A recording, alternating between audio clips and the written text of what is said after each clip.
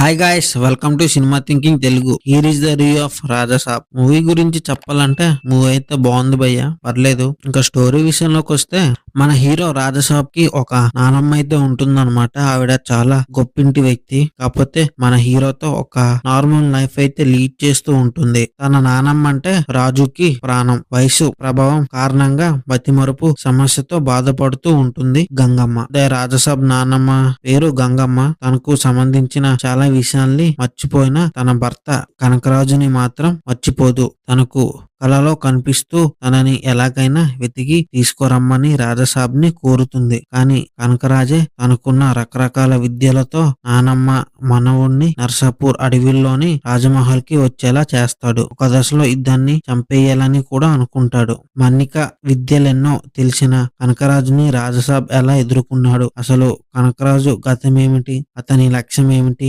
రాజాసాబ్ జీవితంలోకి వచ్చిన ముగ్గురు హీరోయిన్లు ఎవరెవరు, ఎందుకు వచ్చారు అంటే మూవీ ఖచ్చితంగా చూడాల్సిందే. మూవీలో పాజిటివ్ విషయంలోకి వస్తే ప్రభాస్ యాక్టింగ్ అయితే అదరగొట్టేశాడు. లుక్స్ పరంగా గానీ, డాన్స్ పరంగా గానీ చాలా రోజుల తర్వాత ఒక న్యూ ఏజ్ ప్రభాస్ ని అయితే చూస్తాం. ప్రీవియస్ మూవీస్ తో పోలిస్తే అంత యాక్షన్ జోనరే చేసిన ప్రభాస్ ఈ మూవీలో మాత్రం ఒక కామెడీ, హర్రర్ కామెడీ జోనర్ లో చేయడం అండ్ మూవీ మొత్తం ఒక స్మైల్ తో ఉండడం కొంతమంది ఫ్యాన్స్ కి అయితే నచ్చుతుంది. And main movie climax 40 minutes అయితే అదిరిపోయింది విజువల్స్ తో. అండ్ మూవీకి 450 కోట్లు ఎందుకు పెట్టారు అనిపించింది. ఆ మెయిన్ క్లైమాక్స్ చూస్తే చాలు 400 కోట్లు ఎందుకు పెట్టారన్నది తెలుస్తుంది. అండ్ ఈ మూవీలో మెయిన్ ఈ మూవీ ప్రమోషన్ అంతా హర్రర్ ఫ్యాంటసీ కామెడీ కింద ప్రమోట్ చేశారు movie team. So horror fantasy concept అయితే చాలా బాగుంది. కానీ ఈ మూవీలో ఫస్ట్ హాఫ్ లో అడవిలో వచ్చే సీన్స్ గానీ, మహల్లోకి తీసుకెళ్లే సీన్స్ కానీ చాలా బాగున్నాయి. ఆ కాన్సెప్ట్ అన్నది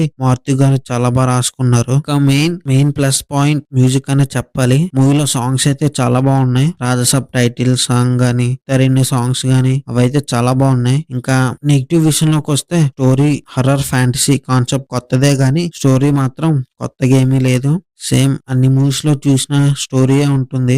కాకపోతే కొంచెం విజువల్ గా ప్రజెంట్ చేశారు మారుతి గారు. అండ్ ఫస్ట్ హాఫ్ లో కొన్ని సీన్స్ లో కామెడీ అయితే అసలు పండదన్నమాట.